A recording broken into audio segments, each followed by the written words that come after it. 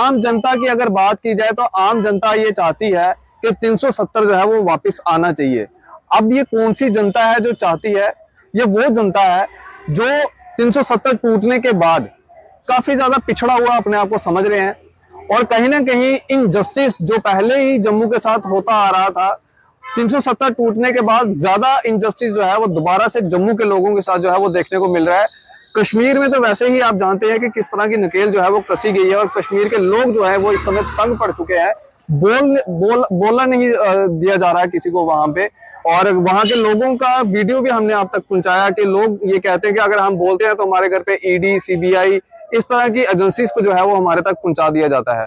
अब आज बातचीत करने के लिए मेरे साथ सोशल एक्टिविस्ट रिजुल मगोत्रा जी हैं। आज इनसे हम बातचीत करेंगे। इनका 370 को लेके जो है इनकी क्या सोच है, इनकी क्या धारा है 370 को लेके, आज इनसे बातचीत करते हैं। रिजुल, आपका बहुत बहुत स्वागत है। क्या समझते हैं जब से 370 एब्रोगेट हुआ है? काफी लोगों का ये रुझान है कि 370 अब वापिस आना चाहिए।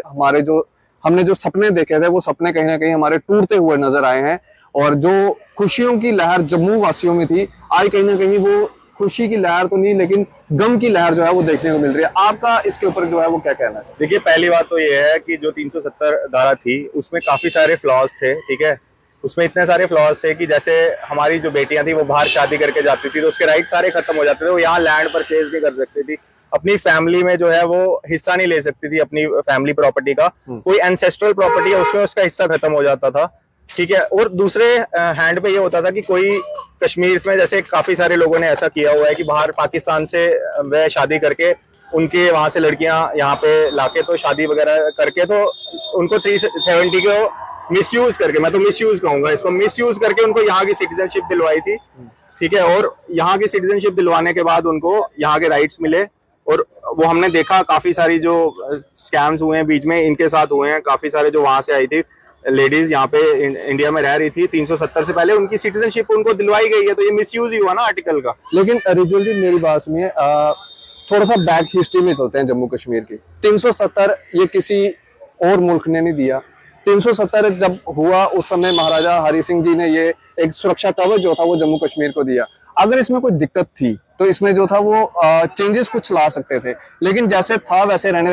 अब मोदी जी की अगर स्टेट की बात करें जहां से मोदी जी बिलोंग करते हैं, जहां से वो इलेक्शंस लड़ते हैं, 371 वहां पे लगा हुआ है। उनकी जमीनें जो है वहां पे सेफ है, उनके वहां पे जो नौकरियां हैं वो सेफ है। वो स्टेट जो है पूरी वाइन शॉप जो है वहां पे बिल्कुल वाइन आपको कहीं पे नजर नहीं आएगी, कहीं पे शराब खाना नजर नहीं आएगा।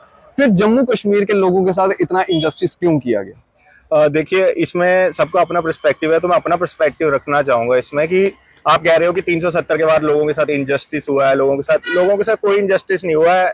370 के बाद तो इतने बढ़िया बढ़िया बेनिफिट आए हैं लोगों के पास। एक आयुष्मान भारत की स्कीम यहाँ पे एलोकेट हुई है लोगों को। 5 लाख तक का आप इंश्योरेंस ले सकते हो, किसी प्राइवेट हॉस्पिटल में जाके भी आप अपना ट्रीटमेंट करा सकते हो। मैं आपको एक बात बताता हूँ, एक एस्कॉम्स हॉस्पिटल है यहाँ, बत्रा हॉस्पिटल जिसको कहा जाता है, वहाँ पे एक जम्मू ऑनकोलॉजी सेंटर है, वो कैंसर इंस्टीट्यूट है। वहां पर मैं गया था किसी को देखने के लिए, किसी फ्रेंड के फादर जो है एडमिट हुए थे कुछ महीनों पहले, मैं वहां देखने गया था। वहां पे एक जो चप्पल पहनने वाला बंदा है वो भी वहां इतना महंगा ट्रीटमेंट करा रहा है क्योंकि उसको आयुष्मान कार्ड मिला है।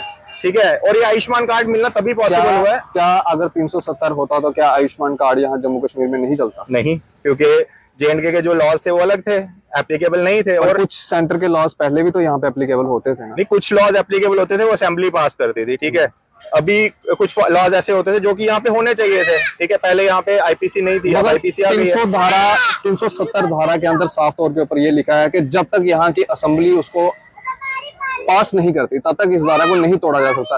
फिर इतना इलीगल तरीके से जो है, इतने हौश-फाश तरीके से जो है जम्मू कश्मीर को 2 यूनिट टेरिटरीज में तब्दील कर देना, आप समझते नहीं है कि हमारी प्रमोशन की जगह जो है वो डिमोशन हुई है?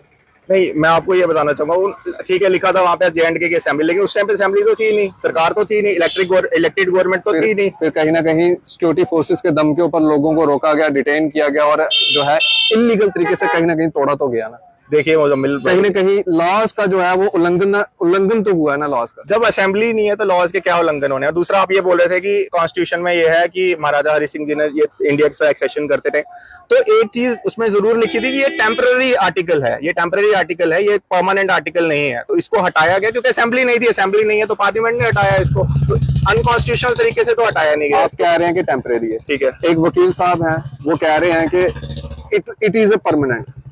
कोई इसको तोड़ नहीं सकता, चाहे वो पार्लियामेंट्री असेंबली हो या स्टेट की असेंबली हो, कोई इस 370 को नहीं तोड़ सकता। सही है, टेम्पररी था। वो किस बेस पे कह रहे थे फिर? वो मुझे पता नहीं, वो मेरे को पता है कौन से वकील की आप बात कर रहे हैं। वो वकील तो काफी जो है वो काफी दिन से यही कर रहे हैं कि लोगों को भड़का रहे हैं। लेकिन एक चीज मैं आपको बताना चाहूंगा, आपने अभी ये जो पीछे प्रोग्राम हुए यहाँ पे आपने देखे होंगे, यहाँ पे अपना कश्मीर में काफी सारे प्रोग्राम्स होते हैं। कश्मीर में आप देखते हैं वो वीडियोस भी आते हैं, आपने ही अपलोड किया था अपने दूसरे किसी चैनल पे, या किसी ने अपलोड किया था आपके ही किसी मीडिया हाउस ने, कि वो लड़की बाइक चला रही थी और कह रही थी कि 370 से पहले मैं ऐसे बाइक नहीं चला सकती, लेकिन अब मेरे को इतनी आजादी मिल चुकी है कि मैं कश्मीर की किसी भी गली में जाके बाइक चला सकती। वो तो दुनिया ने देखा ना वो वीडियो। तो मतलब आप ये डेवलपमेंट मतलब कि आप गिनवा रहे हैं। अब देखिए मैं डेवलपमेंट आपको ये भी बताता हूँ। 370 अगर यहाँ थी, 370 से पहले क्या था जम्मू में, आप बताइए मुझे। IIT अभी बाद में आया, IIM जो है अभी खुलने वाला है, रिंग रोड बन गई जम्मू में, कटरा एक्सप्रेसवे बन रहा है जो कि दिल्ली तक जाएगा, 5-6 घंटे में आप दिल्ली पहुंच जाएंगे। ठीक है, बाहर से कोई आके यहाँ काम नहीं कर सकता था। ये ब्रॉडबैंड की कंपनीज नहीं होती थी, वो ब्रॉडबैंड BSNL का चलता था। यहाँ एयरटेल आया, जियो आया, आर्केड में नेट प्लस आया, काफी कंपनियों ने अपने ऑफिस लॉन्च किए। एक चीज मैं आपको और बताना चाहूंगा, ये जम्बू जू जो आपका बना है, ठीक है, वहां पे जम्बू जू में बनने के बाद जो आज सर्विसेज दे रहे हैं ना, वहाँ पे लोकल सर्विसेज दे रहे हैं। वो मैंने एक कश्मीर से लड़का आया हुआ है वहां पे, वो मतलब ऑफिस में बैठा था, मैंने उसको बोला आप खुश हो? कह रहा सर हम भी खुश हैं और वहाँ कश्मीर में लोग भी खुश हैं। और इवन आपने यहाँ देखा होगा 15 अगस्त के प्रोग्राम में वहां पे डांस किया जा रहा था लाल चौक। ठीक है, मैं आपकी बात मान गया। IIT आ गई, IIM आ गया, एम्स आ गया, सब कुछ आ गया 370 टूटने के बाद। ठीक है, लेकिन शायद आपको पता हो, जब स्टेट थी, जब गवर्नमेंट थी यहाँ पे, PDP और BJP की कोलिजन में गवर्नमेंट थी, उस समय लोगों ने हेजिटेशन करके यहाँ पे ये चीजें जो थी मनवाई थी। यूनियन टेरिटरी में हमें जम्मू कश्मीर के लोगों को ऐसा क्या मिला?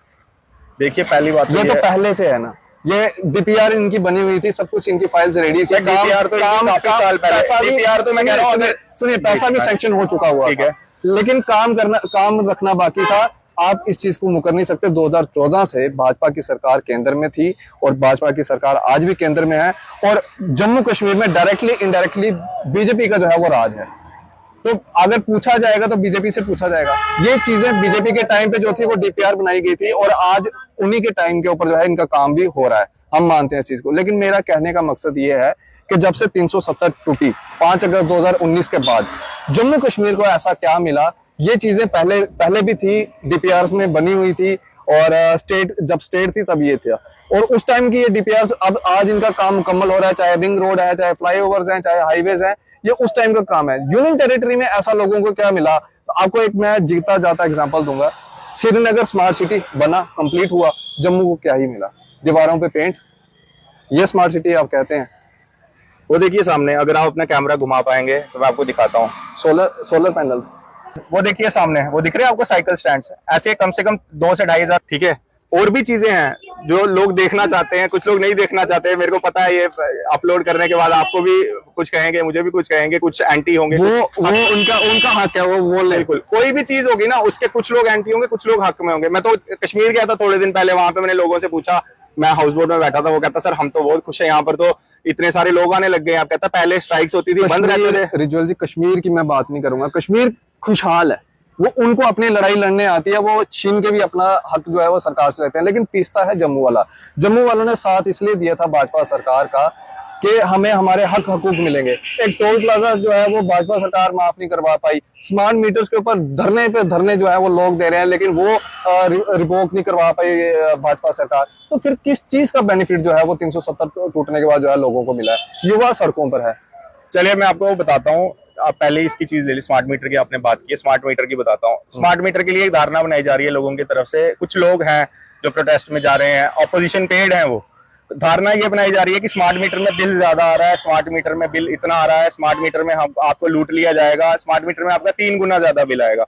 बट मैंने अपने घर में स्मार्ट मीटर जो है वो लगा हुआ है, मेरे घर के बाहर रोड पे पोल के ऊपर स्मार्ट मीटर लगा है। मैंने अपना पुराना मीटर वापस नहीं किया था। मैंने उनको कहा मेरे को पुराना मीटर वापस नहीं करना, उन्होंने कहा आपका कंसेंट है, अगर आप करना चाहते हो तो करो, नहीं कर। मैं उन दोनों की रीडिंग ना हर महीने मिला के देखता हूँ और वो बराबर आती है, 1-2 यूनिट का फर्क होता है। वो लोग कौन है जिनके बिल ज्यादा आ रहे हैं? वो लोग मैं बताता हूँ आपको कौन है जिनके बिल ज्यादा आ रहे हैं। वो लोग वो है जिन्होंने पिछले बिल नहीं भरे थे। ठीक है, पिछले बिल लोगों ने भरे नहीं। वो कुछ लोग हैं जिनकी सेटिंग होती थी, आधा बिल आप माफ कर देंगे, आधा बिल आपकी रीडिंग कम डाल देंगे। आपको पता ही है ये जम्मू कश्मीर में कौन लोग हैं जो ये काम करते थे। इसमें क्या हुआ है, जब वो मीटर उतारने आए उन्होंने पूरी रीडिंग ले ली उनकी, ठीक है, जो जिसके साथ उनकी सेटिंग होती थी, मीटर रीडर्स या जिनके साथ भी सेटिंग होती थी, उसमें ये क्या बोलते थे कि आधा बिल आपका माफ करा देंगे हम, लेकिन उसमें भी एक तरीका होता था, यूनिट मैनुअली नोट करते थे, 1000 यूनिट रेड होते थे, 200 डालते थे, उस 200 यूनिट का उसके पास बिल आता था 400 500 700 रुपए, 700 रुपए वहां आता था, 300 रुपए वो आगे देता था, 800 यूनिट बच जाते थे। लेकिन जब स्मार्ट मीटर लगे हैं तो उन्होंने पूरी यूनिट उठा ली है, लोगों के 2 लाख रुपए बिल आया। इसको रेक्टिफाई करने के लिए भी मैं एक तरीका बता देता हूँ आपको। जो ये लोग कह रहे हैं ना हमारा 2 लाख रुपए का बिल आया हुआ है, कई लोग कहते हैं हमारा बिल ज्यादा आया, आज हमारा 5000 बिल आ रहा है, हमारा 10,000 बिल आ रहा है। आप एक काम कीजिए, पिछले 4 महीने का बिल उठा लीजिए जिसमें स्मार्ट मीटर लगे हुए हैं, और पिछले साल के इन्हीं 5 महीनों के बिल उठा लीजिए। मेरे को पता है, मैंने खुद चेक किया हुआ है, पिछले साल के 5 महीनों के बिल आएंगे 200 रुपए, 100 रुपए, 250 रुपए, 300 रुपए। कैसे आ गए वो? 4 AC 3 AC तुम्हारे घर लगे, आज तुम्हारा बिल आया 5000 7000 8000, कैसे आ रहा है? वो वैसे ही आ रहा है बिल कि स्मार्ट मीटर में कोई जो कंजम्पशन हो रही है वो सामने दिख रही है, वो ऑनलाइन जा रही है पीडीडी के ऑफिस में। लेकिन जो लास्ट ईयर उनका बिल 200-300 कैसे आ गया? अब ये तो है नहीं कि इसी साल 4 के 4 AC लगा लिए उन्होंने, तो ऑब्वियसली ना वो गवर्नमेंट ने कुछ इनिशिएटिव लिया है, कुछ लोगों को पसंद नहीं आ रहा है, कुछ लोग कह रहे हैं नहीं जी ये बढ़िया नहीं है, ये स्मार्ट मीटर ऐसा है, स्मार्ट मीटर मेरा आखिरी सवाल आपसे है, 370 एब्रोगेट हुआ, आप इसके हक में है या अगेंस्ट है? देखिए, मैं भी इसके हक में हूँ, और जो इंडिया का जो नेशनलिस्ट है ना, वो अपने आप को जो पहले इंडियन मानते हैं, जो पहले अपने आप को इंडियन मानते हैं, वो सारे इसके हक में है। लेकिन हाँ, जो अपने आप को पहला बोलता है हम ये हैं, हम यहाँ के हैं, हम यहाँ के हैं, वो है ये बाहर का है, हम यहाँ के हैं, वो लोगों को प्रॉब्लम है। वो कुछ लोग हैं 10-20% होंगे जिनको प्रॉब्लम होगी, लेकिन लोगों को प्रॉब्लम नहीं है। हाँ, मैं मानता हूँ जम्मू में बहुत मुद्दे ऐसे हैं जो अभी सॉल्व होने वाले हैं, लेकिन किसी पार्टी ने 2014 से पहले तो इनिशिएटिव नहीं लिया ना। क्यों नहीं लिया? एनसी ने कोई इनिशिएटिव नहीं लिया, पीडीपी ने कोई इनिशिएटिव नहीं लिया, कांग्रेस इतने साल राज किया कांग्रेस ने, उन्होंने कोई इनिशिएटिव नहीं लिया। लेकिन बीजेपी इनिशिएटिव ले रही है। कुछ साल, 6 साल 7 साल 8 साल हो गए हैं, कुछ डेवलपमेंट हो रही है, कुछ मुद्दे अभी भी पेंडिंग है। 370 टूटने के बाद ब्यूरोक्रेसी हावी हुई है जम्मू में या नहीं? देखिए, ये मैं मानता हूँ आपकी बात की, ब्यूरोक्रेसी जम्मू में हावी हुई है। इलेक्टेड गवर्नमेंट होनी चाहिए, हर जगह होनी चाहिए इलेक्टेड गवर्नमेंट। जेएंडके में इलेक्टेड गवर्नमेंट नहीं है। जो नॉर्मल लोग है ना, आम लोग है ना, उनको अपना काम कराने में थोड़ी सी तकलीफ होती है, थोड़ी प्रॉब्लम होती है। मुझे भी हो रही है, कभी किसी को हो रही है, लोग मेरे पास भी आते हैं प्रॉब्लम सॉर्ट करवाने, बहुत प्रॉब्लम है जो सॉर्ट करवाने आते हैं। हाँ, तो ये उसमें ये कर सकते हैं, कोई एक इलेक्टेड रिप्रेजेंटेटिव वगैरह रख दिया जाए जिसकी वजह से ये लोगों को प्रॉब्लम ना हो। चलिए, बहुत बहुत शुक्रिया रिजुल जी। चलिए, एक बात तो रिजुल जी ने मानी कि 370 टूटने के बाद जो है वो ब्यूरोक्रेसी कहीं ना कहीं हावी हुई है, और इनकी भी डिमांड ये है कि यहाँ पे डेमोक्रेसी को जो है वो बहाल कर देना चाहिए। हालांकि सेंटर में ये कहा जाता है कि डेमोक्रेसी जम्मू कश्मीर से लेके जो है वो केरला तक जो है वो डेमोक्रेसी है, लेकिन पिछले 5 साल से जम्मू कश्मीर के अंदर कोई भी डेमोक्रेसी नहीं है। ब्यूरोक्रेट राज है, ब्यूरोक्रेट का अपनी मनमर्जी है, जो ऑर्डर निकालते हैं, रात को ऑर्डर निकालते हैं, सुबह डिलीट कर देते हैं, लोगों को पूछते तक नहीं है। और आप जानते ही हैं कि क्या सूरत हाल है। और 370 के ऊपर हमने जो बातचीत की है, अपनी राय आप कमेंट सेक्शन में जरूर रखिएगा। हाँ, जानता हूँ कुछ लोग इसके अंदर हक में आएंगे, कुछ लोग इसके अगेंस्ट में आएंगे, लेकिन सच्चाई आप लोगों को पता है, सच्चाई आप सबको पता है कि कौन सफर कर रहा है, कौन नहीं कर रहा है। 370 वापस आना चाहिए या नहीं आना चाहिए, या 371 जो है वो जम्मू कश्मीर को मिलना चाहिए, ये आप लोगों को जो है वो डिसाइड करना है।